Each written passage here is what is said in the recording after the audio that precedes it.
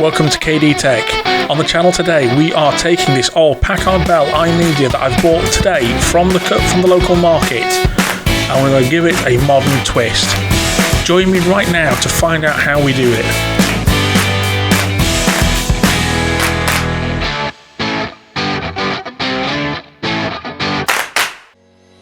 We're going to be replacing all the old components on the inside, so new motherboard, new CPU, new GPU and new power supply, giving it a fresh coat of paint on the inside and making it look brand new.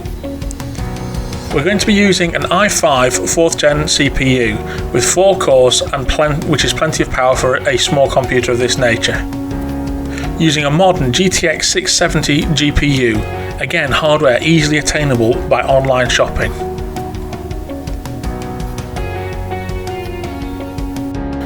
As you can see, this Packard Bell needs a bit of maintenance in order to bring it up to date.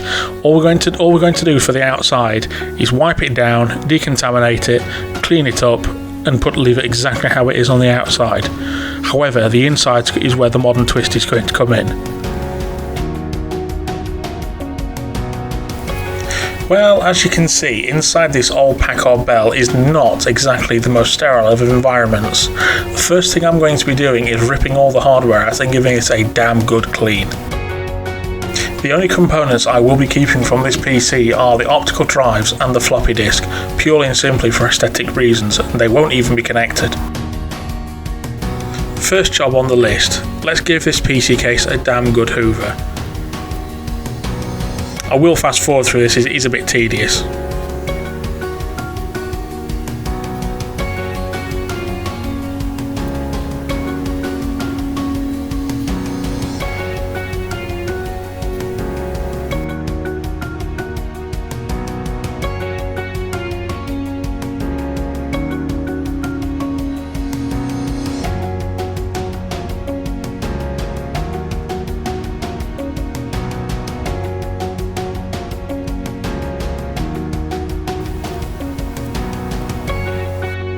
No components have been removed at this stage yet.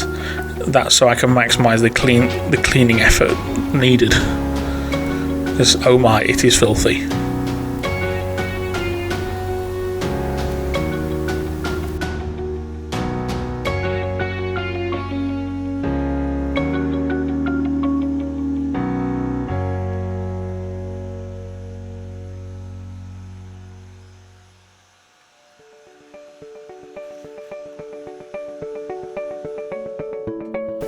Disassembly of the Packard Bell starts with removal of the hard drive. It's a very old Seagate 60GB hard drive. Yeah, the hard drive has got to go. There's no way you can use a 60GB hard drive even in a modern computer.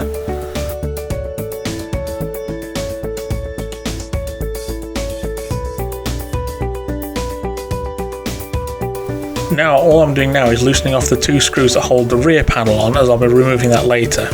And next I'll be moving on to removing all the cables out of the computer as well.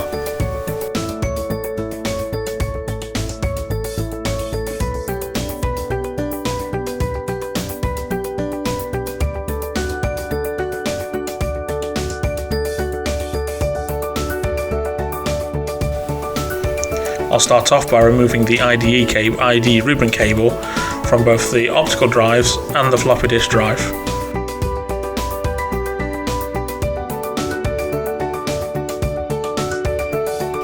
There you go, that's those out. We're also unplugging some of the power connectors as well. A bit tough because they've been sat there since, by the looks of things, this computer was built. But one good yank and out they come.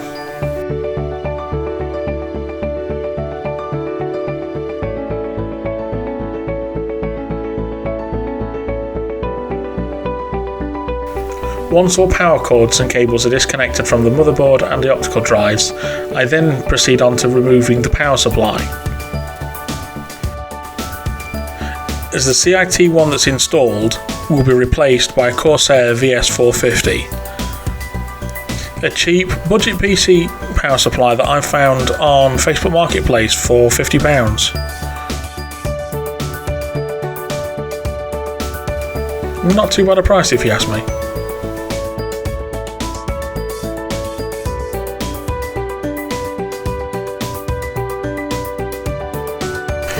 After successful removal of the back panel, allowing more access to remove the floppy drive and the 2 CD drives later on, I turn my attention now on to taking out the motherboard. I will be saving the RAM sticks, but then chucking the motherboard away because it's no good. It's got leaky capacitors, and the CPU inside it I think is a Pentium 1. I could be wrong, but it's old. I will speed up this removal.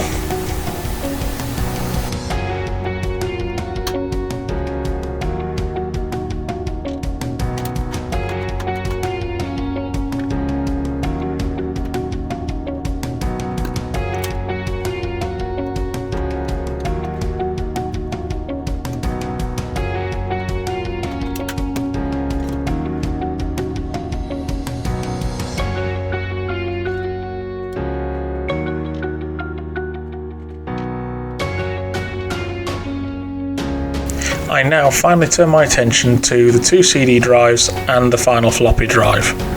These are removed by undoing the 2 screws on either side of the case.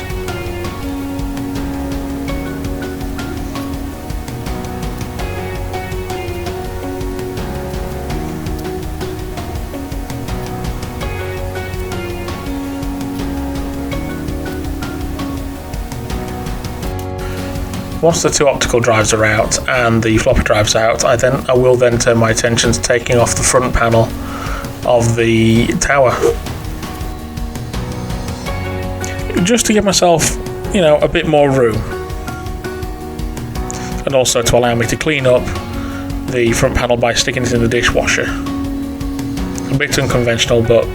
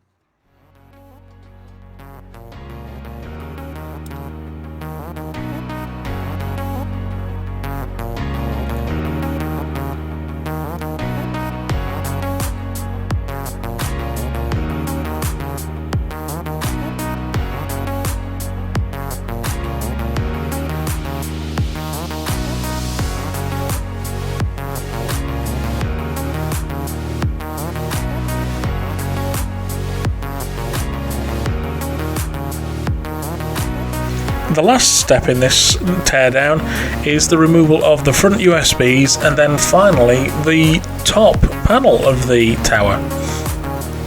Again, this is also, they can be cleaned down properly, decontaminated and put to one side later, ready for the rebuild once all is completed.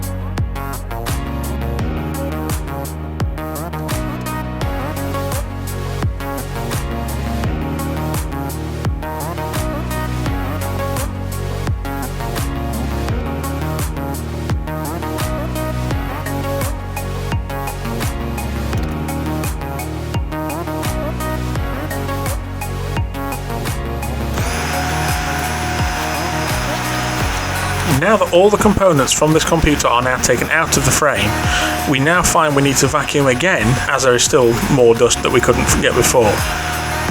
I will fast forward this part again.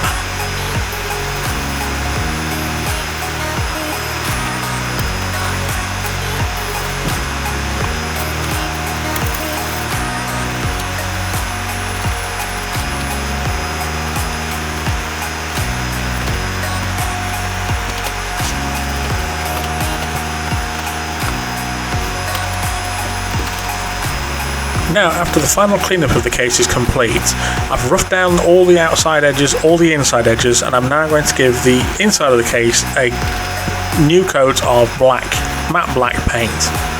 It gives the case a more modern look on the inside, whilst helping to maintain the classic look on the outside.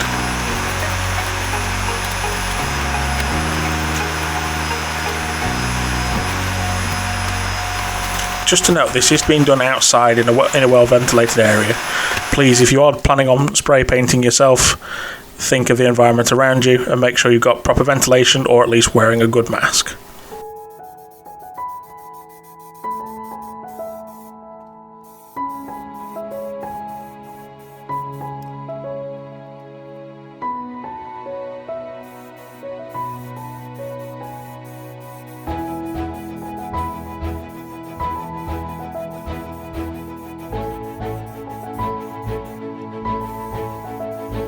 The inside gets a good coat, the top gets a good coat, the underside of the top. After allowing 24 hours for the paint to fully dry and cure, I have started to reassemble the tower. As you can see, the top panel has now been installed, and I have now also installed a RGB fan at the front. The fan is a 120mm fan, and it will be controlled via a fan control module that will be located just on the inside of where the floppy disk is. The next items on the list will be to start reassembling the electronic components of this computer, but I'm going to save that for the next video, as this one's been quite a long one for now. You've been watching KD Tech. I'm Oliver KD. Thanks for watching. Please don't forget to subscribe, hit the like, hit the bell icon, be notified of the next video that comes up. Hopefully part 2 will be up soon. Thank you. Bye bye now.